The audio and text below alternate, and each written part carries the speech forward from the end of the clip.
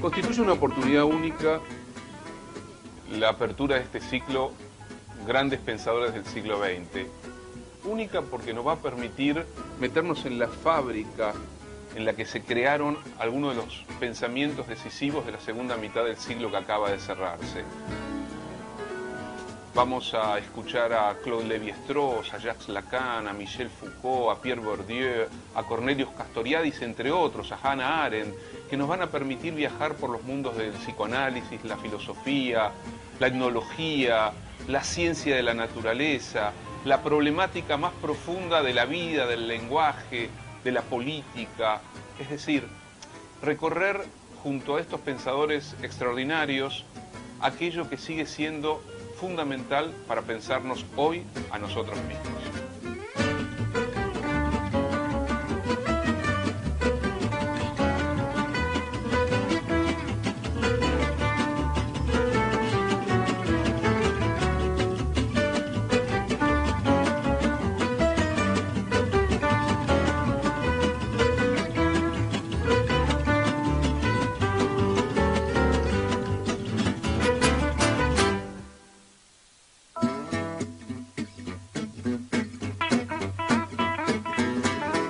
Vamos a poder ver y escuchar una entrevista a un pensador extremadamente original que viene de la tradición griega. En realidad nació en Estambul en 1922 en el seno de una familia de origen griego, pero rápidamente fue con sus padres a vivir a Atenas, producto de las guerras siempre recurrentes entre turcos y griegos. Se formó en Grecia, se educó en Grecia, que será algo bastante importante a lo largo de su vida. Castoriadis intentará construir un puente entre la Grecia de Atenas, del siglo V antes de Cristo, de la época de Pericles, de Sócrates, de Eurípides, la gran Grecia de la invención de la democracia, y nuestra propia época. Pero decía que Castoriadis vivió con intensidad mayúscula, significativa, el siglo XX. Fue miembro al comienzo del Partido Comunista griego, participó en la lucha contra los nazis, hasta que finalmente, terminada la guerra, decidió radicarse en París, donde no solamente continuó su camino político, sus reflexiones políticas, en ruptura con el Partido Comunista, en ruptura con la versión estalinista del marxismo. En aquellos años, Castoriadis, que venía de lo que se conocía como la vertiente trotskista del comunismo de la primera mitad del siglo XX, fundó junto a Claude Lefort y otros pensadores franceses una revista que haría época, que se llamó Socialismo o Barbarie, una revista que recreó un pensamiento crítico, autónomo, libertario en el interior de las tradiciones de la izquierda francesa, y fundamentalmente una revista a partir de la cual Castoriadis y sus compañeros pudieron preguntarse por el sistema soviético, por la sociedad burocrática, pudieron interrogar críticamente el legado del pensamiento de Marx. Castoriadis fue avanzando en ese camino de indagación, trabajó como economista, se acercó lentamente al mundo del pensamiento de Freud, estuvo cerca del lacanismo francés, fue miembro de la escuela freudiana de París hasta que rompe con Lacan. Es decir, cruzó la filosofía, la política, las ciencias sociales, la economía, el psicoanálisis, y fue también un buen músico, un excelente pianista. Pero básicamente Castoriadis estuvo preocupado por un concepto que fue vertebrándolo a lo largo de varios años y que terminó probablemente en su libro fundamental, que es el concepto de la institución imaginaria de la sociedad. Castoriadis quiso pensar el magma constitutivo, la potencia creadora, la diversidad en el origen, rompiendo toda idea de determinismo, sea económico, social, jurídico o el que fuere. Para Castoriadis se trata de pensar la compleja trama a través de la cual sociedades humanas, bajo condiciones incluso semejantes, pueden desplegar formas completamente distintas de construcción y de creación cultural. Castoriadis fue un hombre que intervino permanentemente en el debate político de la Francia de la segunda mitad del siglo XX, murió en 1997, intervino muy activamente en los debates de la década del 60, en los debates en torno al estructuralismo, criticó furiosamente lo que él consideraba una filosofía que abandonaba el lugar del hombre, de la autonomía, incluso de una manera de entender la subjetividad como era la tradición estructuralista, básicamente desarrollada por Levi-Strauss.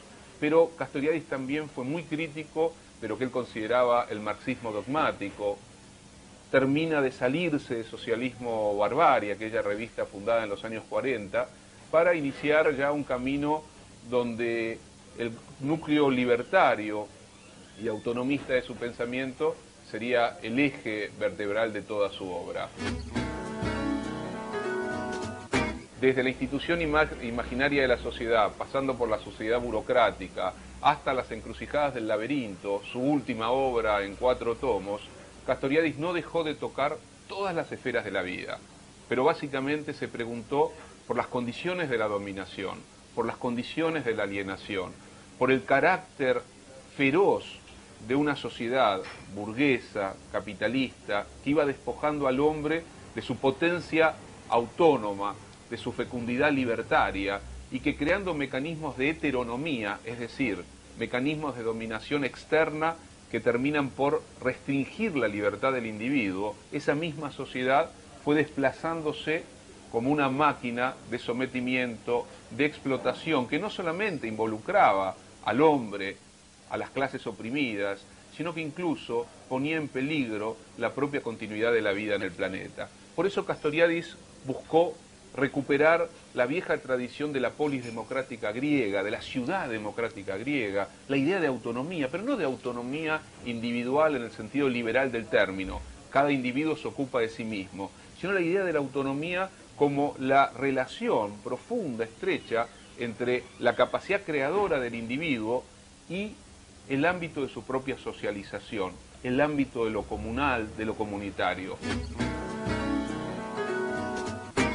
Castoriadis, insisto, y lo van a poder comprender y comprobar y ver en esta entrevista, fue un hombre de su tiempo, de su época, que indagó sobre cuestiones cruciales, absolutamente cruciales del siglo XX, tan cruciales que por supuesto siguen insistiendo sobre nosotros, siguen insistiendo sobre nuestra condición, porque Castoriadis fundamentalmente penetró en el enigma de la condición humana, en el enigma de la propia vida, en el enigma de lo político, en el enigma de la dominación.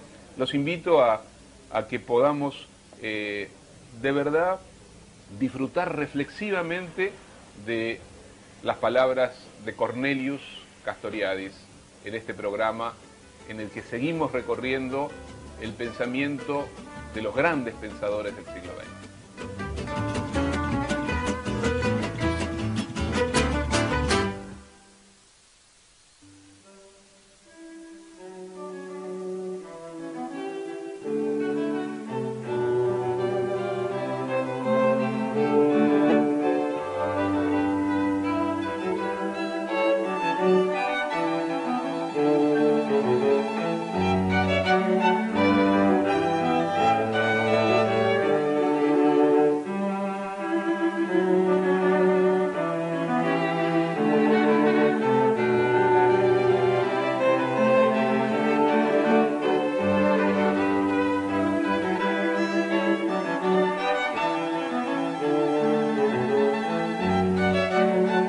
Monsieur Castoriadis, vous avez une longue expérience de militant révolutionnaire. Vous pratiquez depuis de longues années la psychanalyse. Est-ce que, selon vous, il n'y a pas un mode d'être particulier du psychisme humain d'un côté, et de l'autre, est-ce qu'il n'y a pas aussi un mode d'être particulier du domaine de ce que vous appelez le domaine social historique? Commençons, si vous voulez, par les tentatives d'expliquer l'histoire et la société, que ce soit tentatives marxistes ou autres, qui essayent de ramener le fonctionnement de la société à certaines lois, lois non pas juridiques, mais lois sociales quasi-naturelles, et aussi le développement de l'histoire, l'évolution de l'histoire, également à des déterminations qui fixent la consécution des étapes historiques ou qui déterminent, du moins dans les gros traits, ce qui va se passer. Quand on creuse, ce que j'ai été amené à faire devant l'échec évident du marxisme pour interpréter les phénomènes de la société contemporaine, on constate que ces tentatives ne tiennent pas, ne sont pas vraiment tenables. Nous avons dans l'expérience de l'humanité, dans ce que nous connaissons, des milliers de sociétés, effectivement des milliers de variétés d'institutions de la société tout à fait différentes. Nous avons aussi une consécution de types de sociétés, et nous constatons par exemple les tribus primitives qui vivent à côté l'une de l'autre, dans le même environnement, avec à peu près les mêmes moyens techniques, etc., ont des croyances et une institution de la société, ce que j'appelle des significations imaginaires sociales, des normes, des valeurs, de façon de vivre, de façon d'élever les enfants, qui sont radicalement autres, que nous englobons ensemble en disant c'est des primitifs, c'est des sauvages, etc., mais qui, considérés intrinsèquement pour les gens qui les vivent, et même pour un bon ethnologue, sont tout à fait différents. Nous constatons également, par exemple, que la différence qu'il y a entre la société contemporaine et la société grecque ou romaine ancienne, ou la société florentine ou autre à la Renaissance, ne sont pas simplement ni des différences dans le développement technologique de ces sociétés, ni des différences dans une prétendue superstructure qui découlerait de cette base. Nous constatons précisément, par exemple, que cette importance centrale, cardinale, qu'attache le monde contemporain au développement de la technique, d'une science technicisée, de l'économie, de la production, etc., est une création de la société moderne. Elle n'est pas là dans toutes les sociétés humaines. Les sociétés humaines s'orientent suivant d'autres valeurs, d'autres significations, et leur institution est accordée à ces autres significations qu'elle pose. L'institution de la société, c'est chaque fois l'œuvre propre de la société considérée, et cette œuvre découle, si je peux dire, de ce que j'appelle l'imaginaire inscription. À partir du moment où nous avons un collectif humain qui doit vivre ensemble, où les individus doivent vivre ensemble, on reviendra sur la question des individus, il émerge un langage, il émerge généralement des croyances religieuses, il émerge des lois, des valeurs, des normes, des orientations de la vie, etc. Nous ne pouvons pas, et l'enquête historique et ethnologique le montre, réduire toutes ces significations et ces institutions à des causes dans un sens tant soit peu précis du terme. Donc il faut revoir la notion d'explication historique. Il faut absolument revoir la notion d'explication historique, et là nous rencontrons tout de suite une de ces complexités qui rendent à mes yeux la philosophie et la réflexion passionnantes, c'est que il y a les deux éléments qui sont toujours tissés ensemble. D'un côté, nous avons certainement des consécutions causales, des activités qui sont rationnelles au sens qu'elles visent à un certain résultat et que pour obtenir ce résultat, elles tentent toujours de choisir les meilleurs moyens, etc., etc. Mais cette dimension n'est qu'une des dimensions et elle est constamment pénétrée, arrosée, si je peux dire, perméée par une autre dimension qui est la dimension imaginaire. Quand quelqu'un essaye de la façon la plus rationnelle possible, étant donné les moyens dont il dispose, à obtenir une fin, pourquoi c'est cette fin-là et pas une autre? Pourquoi les Égyptiens consacrent cette énorme quantité de ressources à construire des pyramides et non pas, je ne sais pas quoi, à étendre les forces productives ou à augmenter le bien-être général, etc. Pourquoi les Parisiens au XIIe siècle consacrent cette quantité fantastique de ressources à construire Notre-Dame, ou les Chartrois cathédrale de Chartres, etc.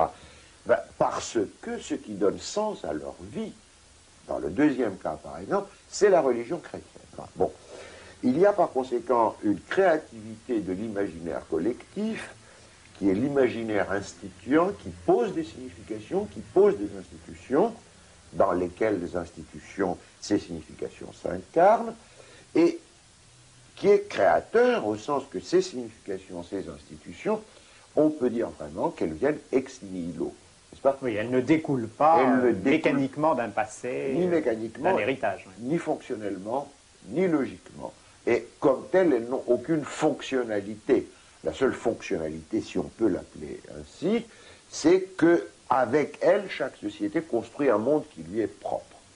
Parce que là, il y a quelque chose, alors là on en vient à l'autre côté, au côté psychique, il y a quelque chose qui est incontestablement une constante de l'histoire humaine, qui est la seule chose à laquelle on pourrait attribuer le qualificatif d'un attribut naturel de l'homme ou d'une nature humaine, c'est bien entendu que l'être humain est une psyché.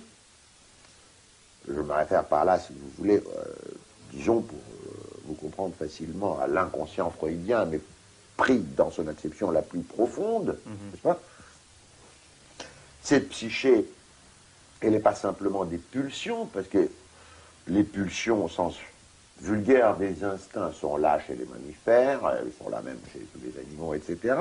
Cette psyché est essentiellement imagination radicale. Et cette psyché, c'est un flux que nous pouvons constater chacun de nous sur nous-mêmes, un flux incessant de représentation, de désir et d'affect, un flux qui est largement immotivé, qui peut être conditionné par ceci ou par cela, mais qui n'est pas causé par ceci ou par cela, qui peut aller de la rêverie la plus triviale ou la plus innocente, jusqu'à l'invention ou la création la plus extraordinaire, la plus géniale, etc.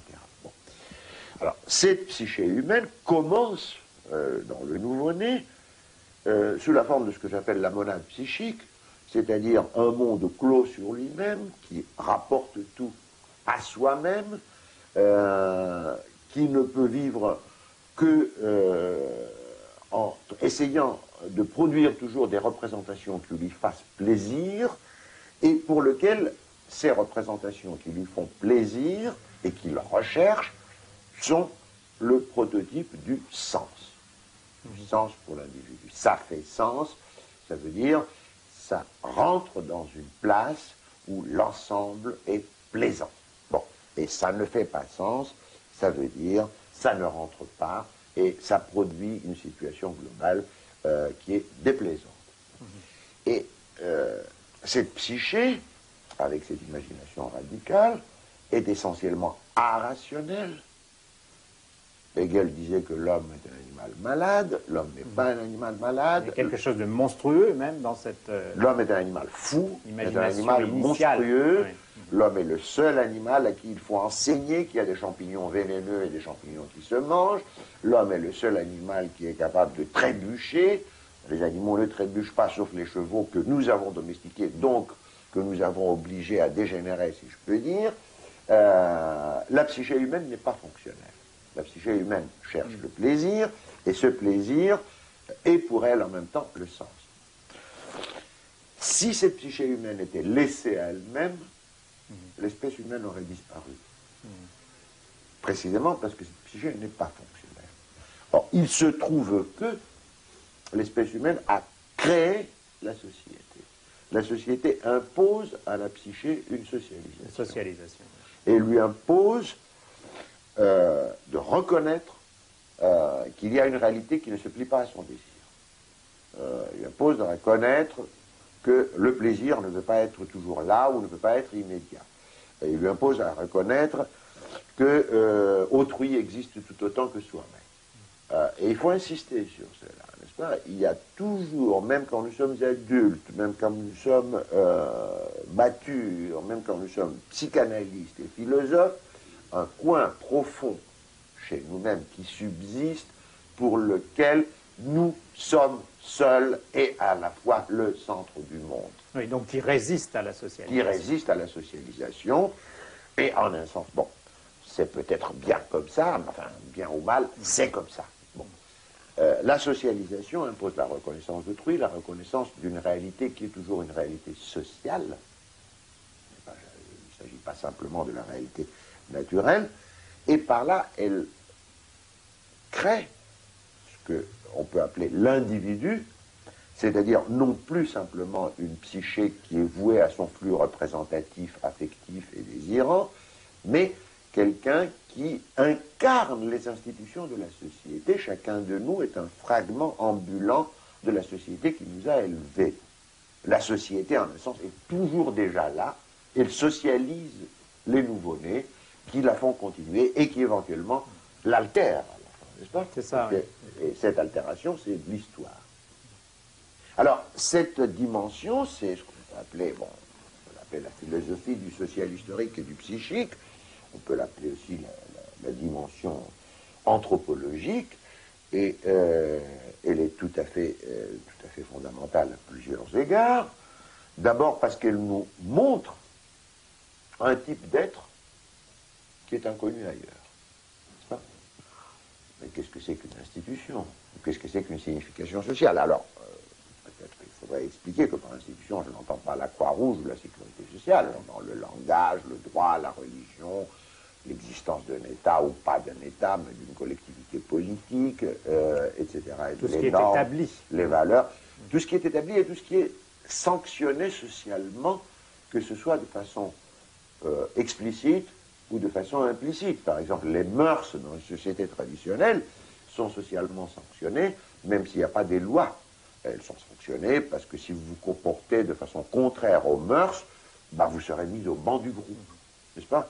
De même que le langage est sanctionné de façon informelle. Si je commence à faire, je ne sais pas, une série de cuir ou de barbarisme, de solécisme, les gens vont rire, puis finalement, bon, je vais être mis un peu à la marge du groupe auquel j'appartiens.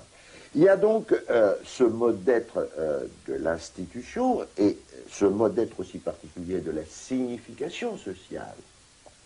Qu'est-ce que c'est, par exemple? Qu'est-ce qui tient ensemble une société monothéiste, qu'il s'agisse de la société hébraïque classique, ou du christianisme classique, ou de l'islam? Il y a une signification centrale qui est claire, qui est la signification Dieu, un seul vrai Dieu. Pourquoi ce qui se passe fait sens? Parce que c'est la création de Dieu. Pourquoi il y a des normes dans la société? Parce que Dieu a dit, tu feras ceci, tu ne feras pas cela. Oui. Donc on ne peut pas déduire l'imagination de quelque chose qui ne soit pas elle. Non. Finalement, c'est cela le principe. Et c'est pour ça que je dis que nous avons là un mode d'être différent. Nous sommes au-delà du mathématique, au-delà du physique, au-delà même du simple vivant. Nous avons une imagination singulière dans la psyché de chacun de nous, d'un côté, un imaginaire instituant dans le collectif social de l'autre, qui sont irréductibles et qui sont créateurs. D'une façon ou d'une autre, ils sont toujours créateurs.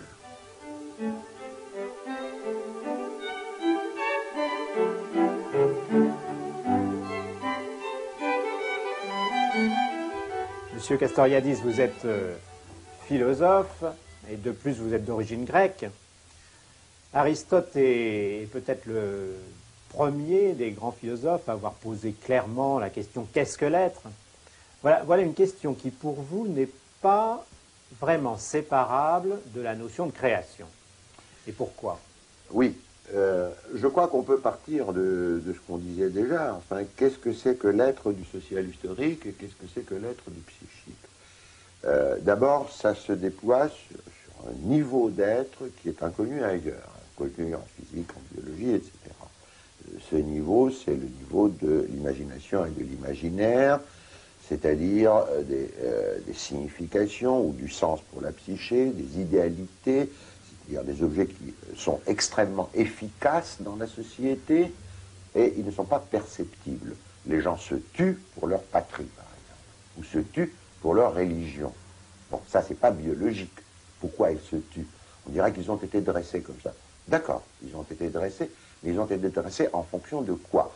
En fonction d'une signification, qui est la signification patrie ou religion, et en fonction d'un système de valeurs et de normes qui dit que toutes les autres valeurs sont subordonnées à celle-là et rien n'a de sens si, par exemple, je ne sais pas quoi, les musulmans ou les chrétiens envahissent, ou les juifs envahissent notre pays, nous obligent à changer de religion, etc. Bon.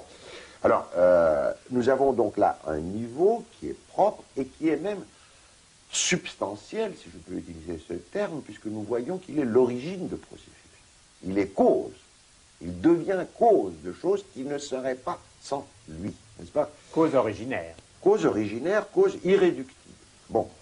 Alors, mais ça montre d'abord qu'en lui-même, dans ce niveau, nous avons constamment, ça ne veut pas dire à toute seconde, mais d'une certaine façon, nous avons de façon récurrente la création.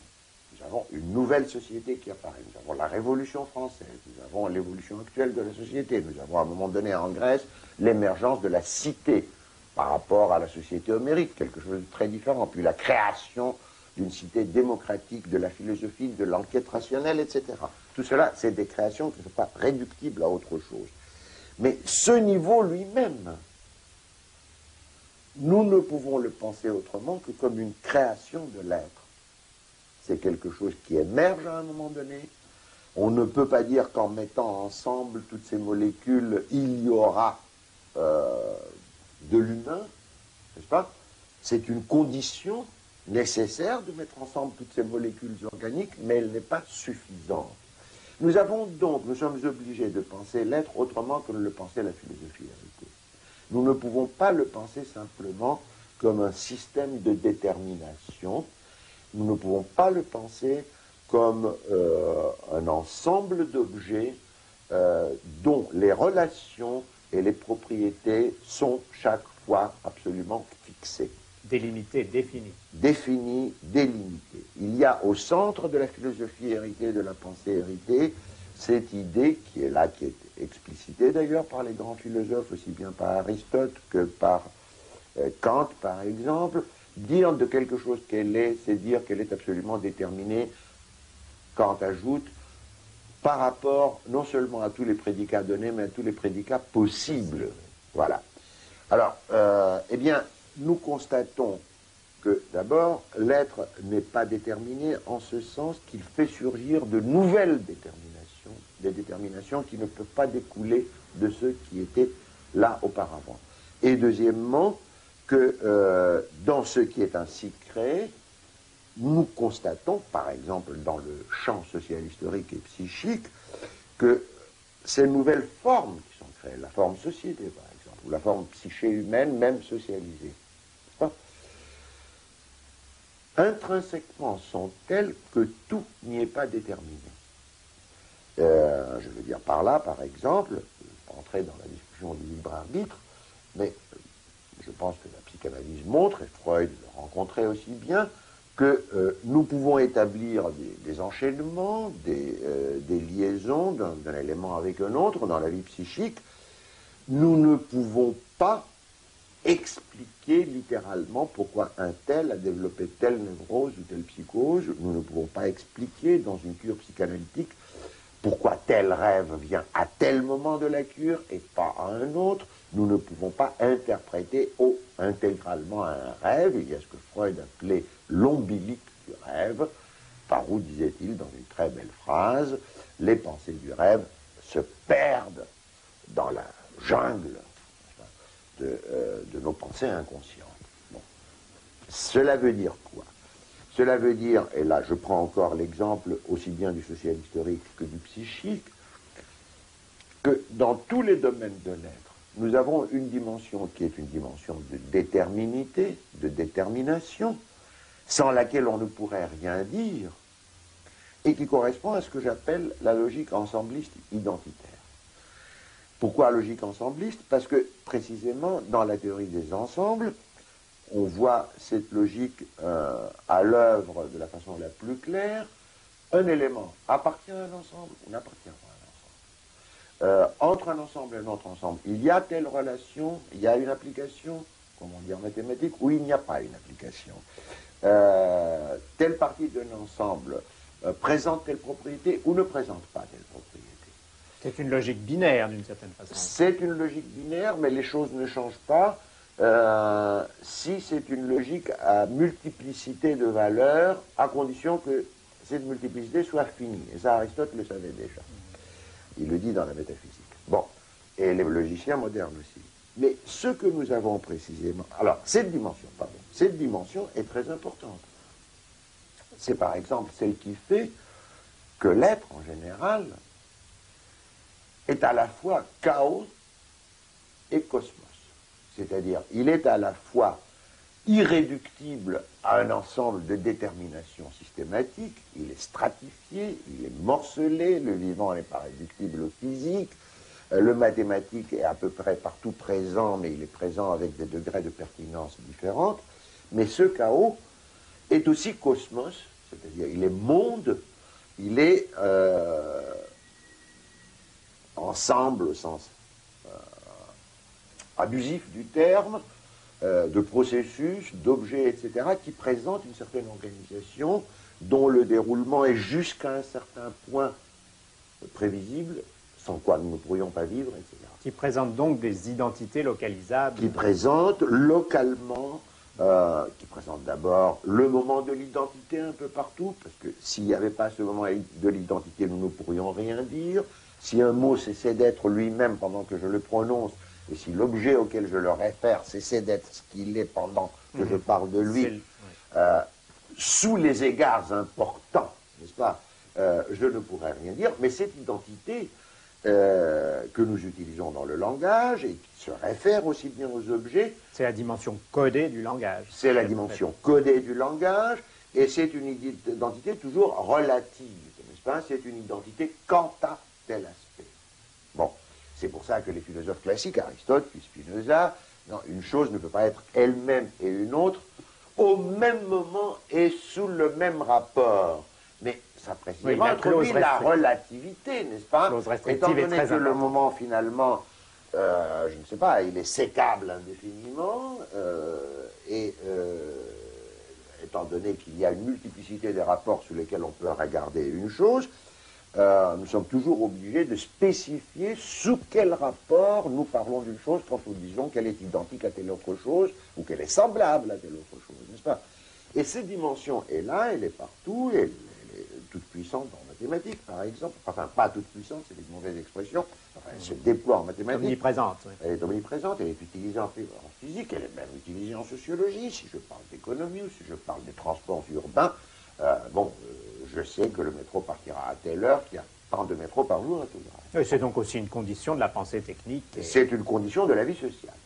Et l'autre dimension, donc, c'est ce que j'appelle la dimension magmatique, parce que l'être est un magma, et la dimension qui n'est pas réductible à cela, et peut-être on peut le comprendre le plus facilement en prenant une création humaine comme la musique.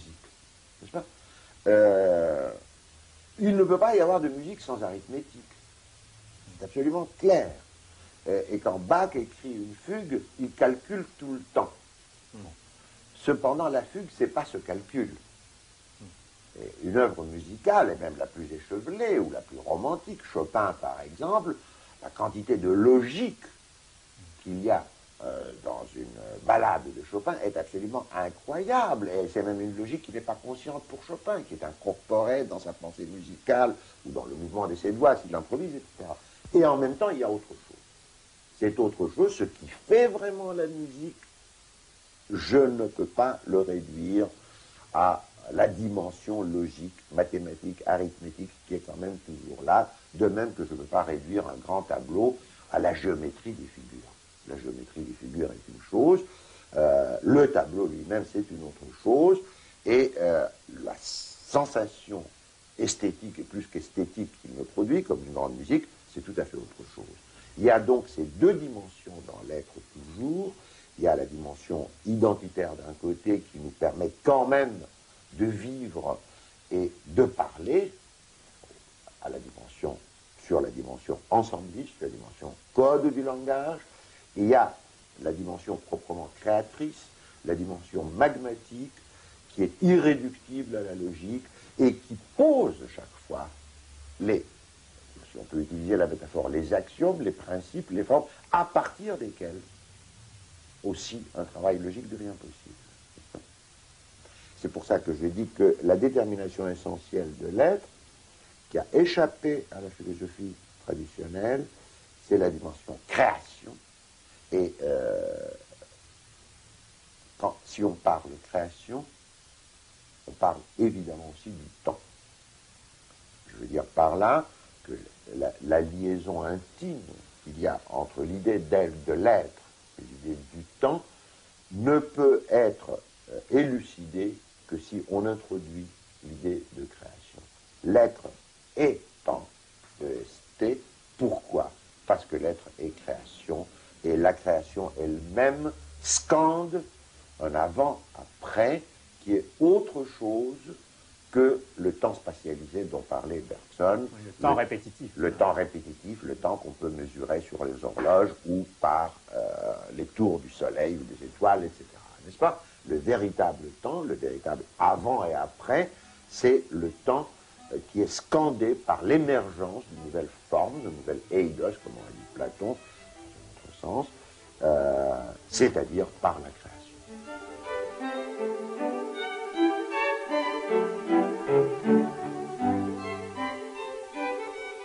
Monsieur Castoriadis, le monde dans lequel nous vivons, c'est-à-dire ce qu'on peut appeler le monde contemporain, comme n'importe quel monde social, il est fondé sur un certain nombre de significations imaginaires. Est-ce qu'on peut définir cette notion de signification imaginaire et quelles sont les significations imaginaires de ce monde contemporain? Qu'est-ce qui tient la société contemporaine ensemble? Je parle des sociétés dites développées, disons des sociétés riches et libérales. Quand on passe à travers toutes les couches superficielles, on voit qu'il y a une tendance, une poussée de cette société qui est en même temps sa norme, sa valeur, et qui est supposée donner sens à toutes les activités, les orienter, les justifier.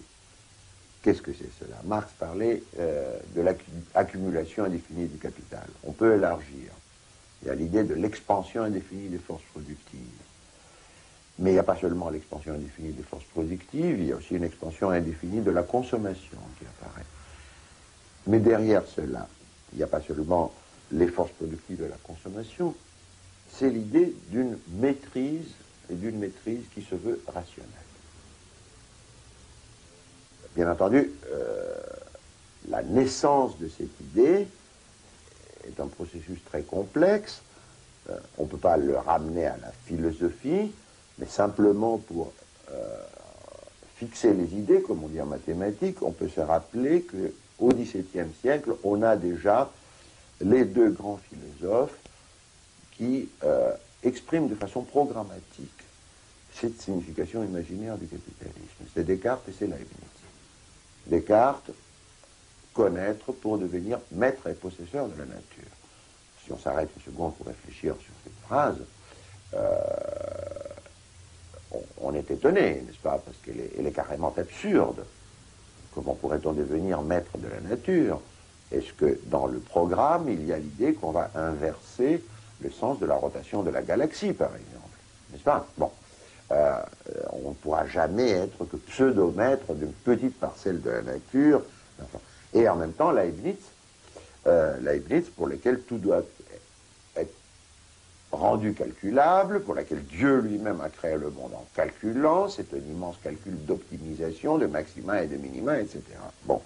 Mais en réalité, il y a aussi toute une série d'autres processus qui se déroulent avant même Descartes, avant Leibniz. Il y a une tentative de rationaliser, par exemple, l'entraînement de soldats que déroule par Maurice de Nassau, publie un manuel de l'entraînement des soldats qui est pratiquement des méthodes tayloriennes pour entraîner les soldats et qui est publié vers 1590, c'est-à-dire avant que Descartes naisse lui-même. Il y a les horlogers, il y a les techniciens, il y a les rois qui essayent de rationaliser la gestion de leur royaume, le gouvernement, en France notamment, mais en Angleterre aussi bien, en Espagne, etc., la nouvelle bureaucratie qui se crée. On dirait qu'il y a cet ensemble d'institutions et de significations qui surgissent à partir de ce moment-là, que personne n'a voulu comme tel, et qui produisent l'univers capitaliste comme un univers qui essaye de maîtriser les forces productives, la journée de travail de l'ouvrier, les attitudes du médecin quand il fait une opération, la façon dont un enseignant va faire son enseignement en classe, la façon dont les consommateurs vont consommer, ce qu'ils vont consommer, etc., etc. Bon. Maîtrise, comme je le disais déjà à propos de Descartes, qui est une pseudo-maîtrise, parce que finalement la nature résiste, et l'être humain lui-même résiste. Donc pseudo-maîtrise, maîtrise qui est suffisante jusqu'à un certain point pour que le système fonctionne, et maîtrise qui se veut rationnelle. N'est-ce pas ? Nous n'avons pas, comme aurait pu être le cas d'un chef d'une tribu africaine, quelqu'un qui veut la maîtrise du monde moyennant des opérations magiques, ni comme pour Alexandre, la maîtrise du monde par la conquête militaire. Il ne s'agit pas de ça. Il s'agit d'une maîtrise qui va être réalisée par des moyens, par l'application des moyens rationnels. Rationnels en quel sens? Or, là, nous voyons d'un côté le triomphe de ce que nous appelions tout à l'heure la logique ensembliste identitaire, c'est-à-dire à chaque chose doit correspondre une attribution, tout doit être calculable, mesurable, séparable, recomposable, etc. Mais à quelle fin? Et sous quelle présupposition? Or, quand on creuse le monde occidental en tant que monde capitaliste, on voit d'abord que ces présuppositions sont des présuppositions arbitraires, elles sont découpées arbitrairement dans le donné naturel, humain, etc. C'est-à-dire on prélève dans le donné ce qui se laisse instrumentaliser de cette façon-là. C'est un prélèvement arbitraire. Et aussi et surtout que tout cela est coordonné à la réalisation d'une fin qui est totalement arbitraire. Parce que pourquoi, qui a dit, qui a essayé de justifier le fait que l'objectif de la vie humaine, la raison pour laquelle nous sommes sur Terre, pour laquelle nous essayons de vivre, c'est d'augmenter indéfiniment la production, la consommation ou une maîtrise soi-disant rationnelle du monde. Pourquoi c'est pas de ça et pas autre chose? Pourquoi ce ne serait pas, je ne sais pas moi, être libre ou écouter de la musique ou regarder notre nombril, peu importe. Mais il n'y a aucune justification. Alors, bien sûr, il y a des justifications vulgaires. La justification vulgaire, c'est qu'on essaye de satisfaire les besoins humains. C'est une réponse tout à fait risible, parce que ces besoins sont manufacturés eux-mêmes par cette société. Et on voit que l'expansion de cette société sur l'ensemble de la planète n'est pas simplement une pénétration du capital au sens traditionnel. Avant qu'il y ait, ou en même temps qu'il y a pénétration du capital, il faut qu'il y ait pénétration des modes de vie, des modes de consommation capitalistes. Il faut que les gens apprennent que ce qu'il leur faut, c'est pas ce que leur père mangeait ou la façon dont leur grand-mère s'habillait. Non, il leur faut ce qui est produit par l'industrie moderne, etc. Oui, il n'y a donc pas de nécessité naturelle qui soutienne ces aucune... choix, au fond. Absolument pas. Et quelle est la nécessité naturelle qu'on change de voiture tous les 3 ans? Et pourquoi le système s'est orienté de telle façon qu'il produit des voitures et des frigidaires, etc., qui nécessairement s'usent et sont obsolètes au bout d'un certain temps pour que le système puisse continuer à tourner et pour que le consommateur soit forcé, pour ainsi dire, comme on l'est, à changer de frigidaire, tout simplement parce qu'il n'y a plus de pièces de réchange pour l'ancien. Bon. Donc il y a un triomphe de la logique ensembliste identitaire, c'est-à-dire du rationalisme le plus plat dans cette signification imaginaire du capitalisme, et en même temps une démonstration de l'inanité de cette logique, c'est-à-dire du fait qu'elle ne peut pas rendre compte d'elle-même, qu'elle est arbitraire dans ses présuppositions, qu'elle est arbitraire dans ses fins. Mais le monde moderne ne serait pas le monde moderne, ou le monde contemporain, s'il n'y avait que le capitalisme. Parce que le capitalisme comme tel n'aurait pas produit, par exemple, ce qui est l'autre grande caractéristique du monde moderne, qui est, disons, la dimension libérale. Je récuse le terme démocratique parce que je pense que les régimes sous lesquels nous vivons ne sont pas véritablement démocratiques, on s'expliquera si vous voulez par la suite là-dessus, mais il y a la dimension libérale. Or, le capitalisme ne tend pas à produire ces dimensions, là il y a une démagogie qui se fait actuellement qui est tout à fait risible. Le véritable esprit du capitalisme, c'est l'esprit de l'usine capitaliste. Dans l'usine capitaliste, on vous dit ce que vous avez à faire et vous le faites et puis c'est terminé. Bon, il n'y a aucune liberté là-dedans. Bon.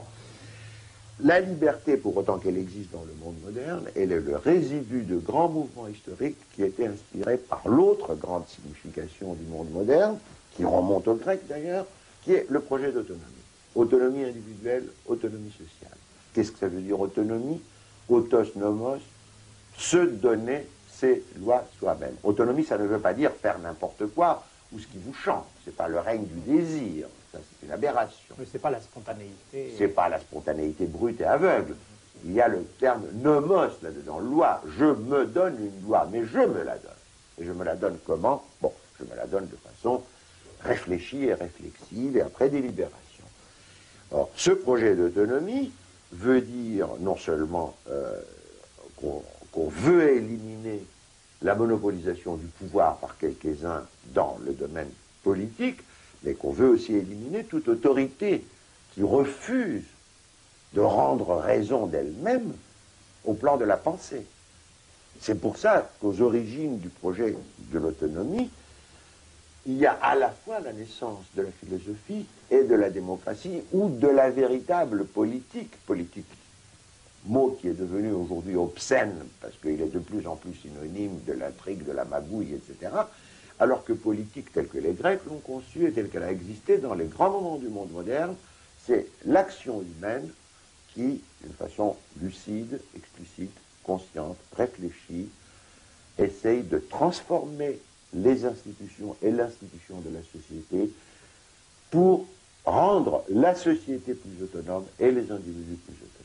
Qu'est-ce que c'est une société autonome? C'est une société qui est capable d'abord de savoir que ses lois sont sa propre création et non pas des ordres divins, qui est une situation d'hétéronomie, oui. Ou quelles sont la conséquence de lois naturelles ou des lois naturelles du marché, comme on dit absurdement aujourd'hui, et qu'elle peut donc, puisque c'est elle qui les a créées, ces lois, qu'elle peut les modifier si elle pense que cela est nécessaire ou utile, n'est-ce pas? Et une telle société ne peut exister que si elle est formée par des individus autonomes, c'est-à-dire par des individus qui sont capables de se dire « oui, tel est mon désir », par exemple, mais ce désir est monstrueux et je ne le réaliserai pas. Je ne le refoule pas, mais je sais que je ne dois pas le réaliser. Pourquoi je ne dois pas le réaliser? Ça, là commence un processus de réflexion de l'individu en référence à la fois aux fins de sa vie, à son passé, à son histoire et à la société dans laquelle il vit, aux autres, etc. Et en même temps, un individu autonome est quelqu'un qui est capable de dire « mon maître m'a dit cela » ou dans le livre, qu'il s'agisse de l'Ancien ou du Nouveau Testament ou du Capital de Marx ou de l'interprétation d'Herr de Freud, il est dit cela, est-ce que moi je pense que cela est vrai? Un individu autonome est quelqu'un qui est capable de penser librement, n'est-ce pas? Or, ce projet d'autonomie créé en Grèce ancienne, pour la première fois, fragmentairement, bien sûr, mais enfin, qui a quand même donné la philosophie à la démocratie, ressurgit dans les temps modernes, il ressurgit très tôt, avant même la Renaissance.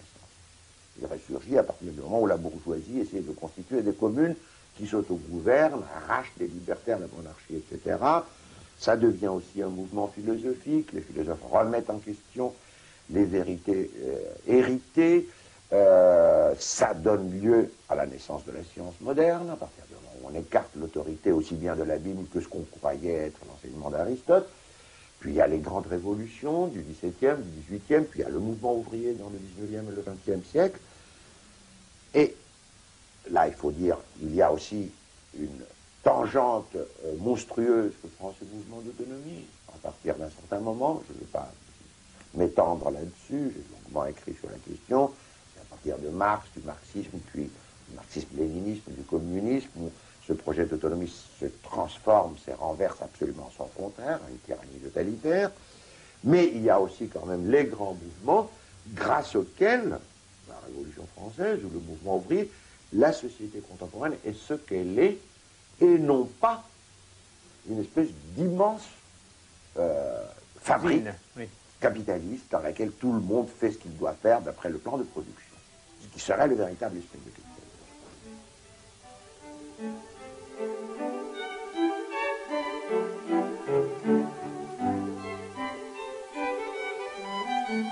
Monsieur Castoriadis, on a l'habitude de parler d'une partie de la philosophie qu'on appelle la philosophie politique.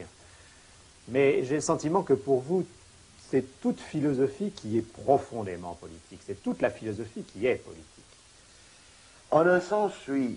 Mais d'abord, un éclaircissement. J'aime pas tellement l'expression de philosophie politique comme telle, n'est-ce pas? Je pense que la philosophie est politique parce que la philosophie aussi, c'est un faire. C'est un faire qui agit sur la société, qui agit très profondément au niveau des significations, au niveau des représentations collectives. On va prendre des exemples en Grèce ancienne ou dans le monde moderne. Et par là même, c'est un volet absolument essentiel du projet de l'autonomie. La philosophie, c'est la liberté. La philosophie, c'est la liberté de penser. En ce sens, elle est profondément politique. C'est pas de la philosophie que de commenter interminablement un texte sacré ou sacré profane. Talmud ou le talmudisme sur la capitale de Marx, c'est pas de la philosophie.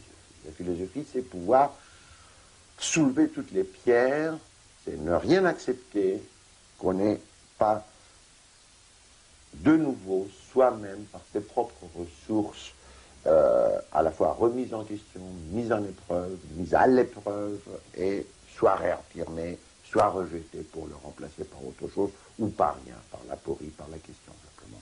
En ce sens, la philosophie appartient, si vous voulez, au mouvement de l'autonomie et est politique.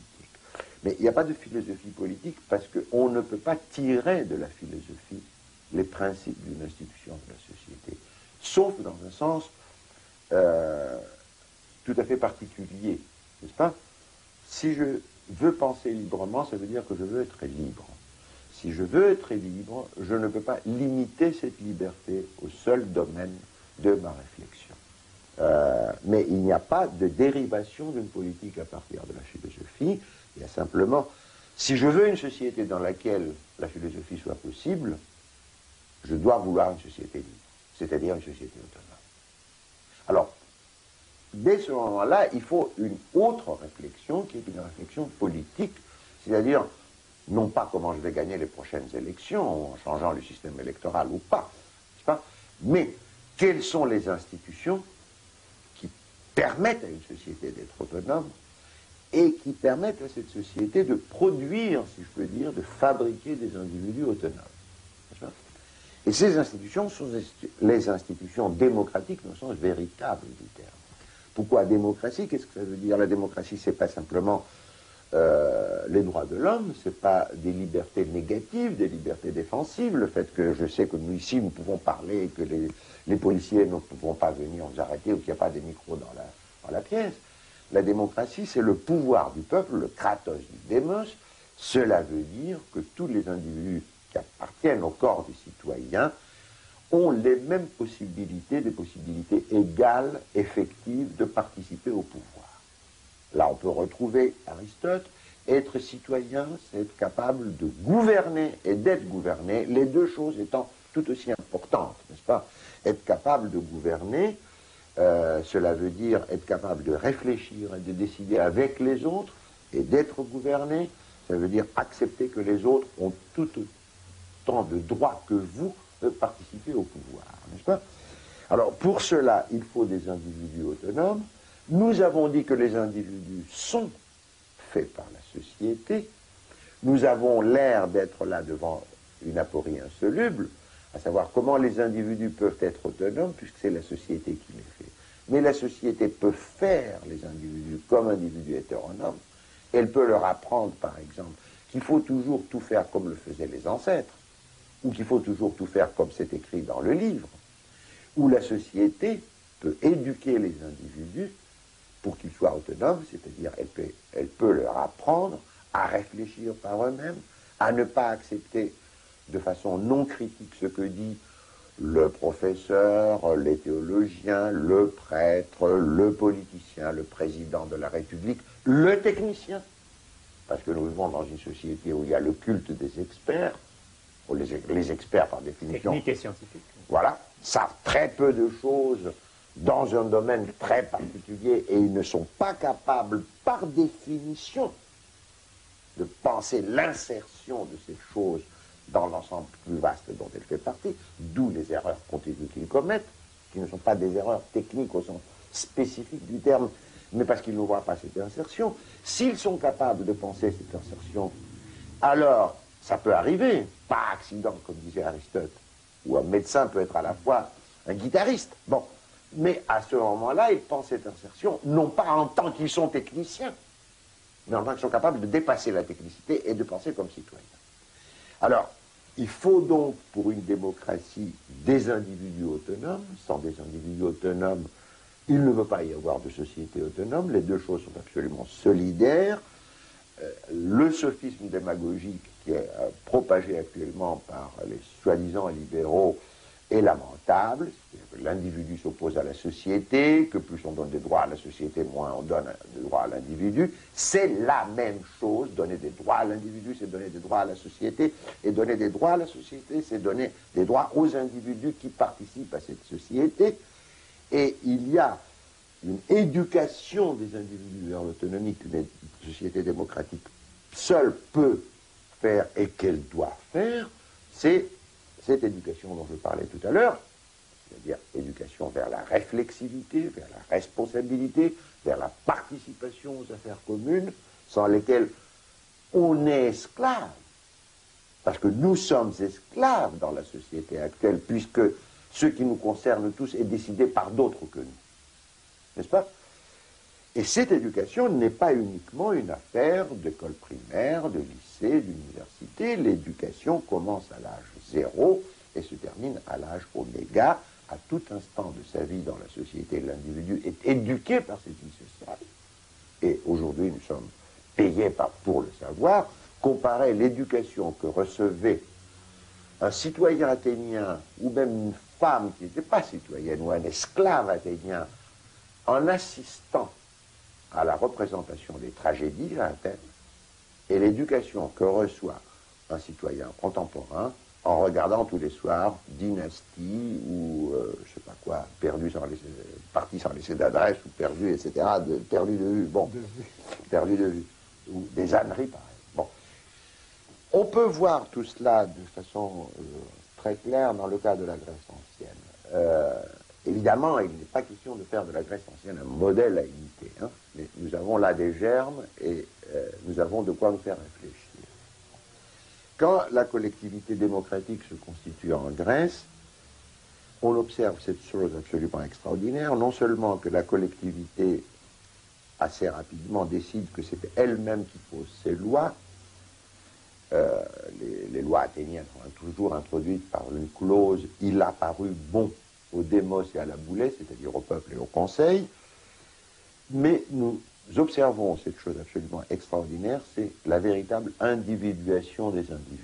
Là-dessus, beaucoup d'âneries ont été dites dans les temps modernes, comme quoi la cité grecque, c'était la totalité, les individus n'existaient pas, etc. C'est absurde.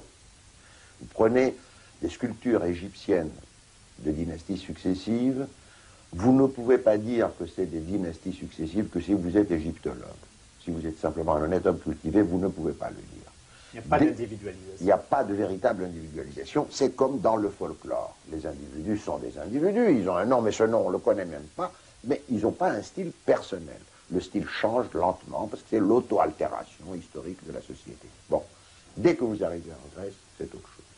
Les premiers poètes lyriques, bon, déjà Homère et Hésiode ne sont pas... on ne peut pas les confondre, mais les premiers poètes lyriques, autour de 700, c'est Archiloque d'un côté, Sappho de l'autre. Il n'y a aucun rapport. Il n'y a aucun rapport. Les individus sont individués. Il y a un style personnel, il y a un nom personnel, et en même temps, dès qu'il y a, par exemple, la philosophie, ce que je disais sur la philosophie comme liberté, vous avez la mise en question de l'institution sous forme de mise en question des représentations instituées. dès les premiers philosophes, Xénophane, Héraclite, vous avez des penseurs qui vous disent ce que les Grecs racontent dans leur mythologie, c'est des racontards, c'est des fables. C'est pas possible que ce soit comme ça. C'est pas possible que les dieux aient une figure humaine, dit Xénophane. C'est pas possible, dit Héraclite, que les dieux fassent ce qu'Homère dit qu'ils font, n'est-ce pas, etc., etc. Vous avez l'ébranlement de la représentation collective et le surgissement d'une recherche libre, d'une réflexion et d'un dialogue, l'instauration d'un espace public de pensée où les gens se contredisent, se suivent, mais continuent à dialoguer, même par-dessus le temps, par-dessus les espaces temporels. Si vous avez un régime théocratique, vous avez des repères fixes. Vous savez ce qui est à faire et ce qui n'est pas à faire. Ça ne veut pas dire que sous les régimes théocratiques, il n'y a pas les crimes les plus atroces qui soient commis. Mais la société, crime ou pas crime, monstruosité ou pas monstruosité, est certaine de son affaire, n'est-ce pas? Et les individus aussi. Ils peuvent transgresser la loi, ils peuvent être criminels, pervers, ce que vous voudrez, ils le savent, et les autres le savent, les condamnent, etc. Au plan individuel, si je suis vraiment libre, c'est à moi de me fixer ma conduite. Hein? On me dit tu ne dois pas voler, tu ne dois pas tuer, etc.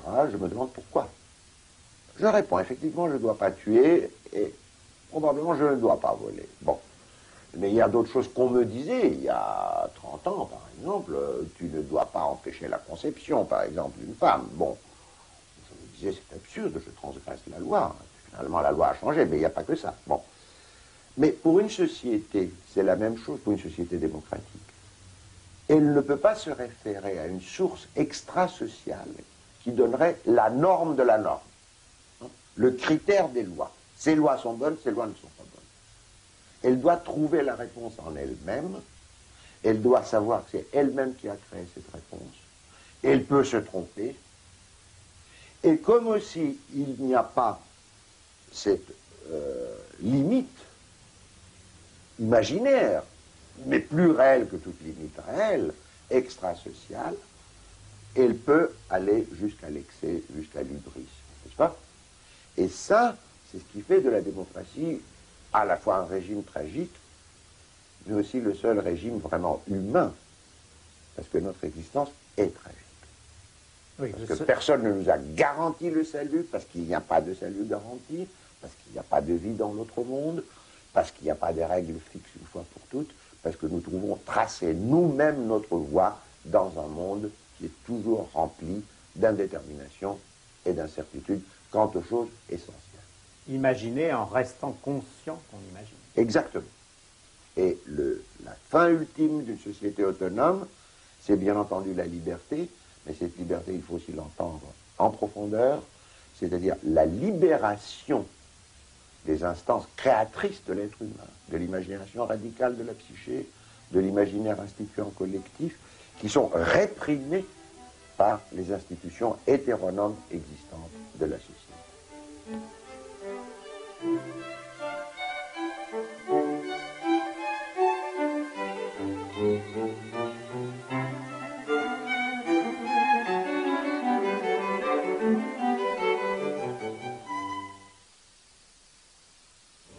Les decía que Castoriadis fue un pensador multifacético que atravesó los caminos de la filosofía, del psicoanálisis, obviamente también de la reflexión y de la actividad política, que se detuvo a indagar el funcionamiento de la sociedad y que fue construyendo algunos conceptos claves, decisivos para seguir pensándonos a nosotros mismos. Les nombraba el concepto de autonomía, esa puja de dos categorías claves del pensamiento de Castoriadis como fueron autonomía y heteronomía. La autonomía como ese ejercicio de la libertad crítica, autorreflexiva, de una razón que puede indagar por las propias certezas y poner en cuestión el orden del mundo. Y la heteronomía como el mecanismo de dominación, lo que está afuera. Puede ser el sacerdote, puede ser el político, puede ser el militar, puede ser el sistema de opresión, el trabajo, el capitalismo. Pero la idea de un individuo entramado socialmente que busca los caminos de su propia libertad a través de su reflexión autonómica. Castoriadis también y fundamentalmente buscó desentrañar cómo funciona un sistema de opresión. Su primer tiempo político estuvo ligado, les decía, a la experiencia del comunismo griego.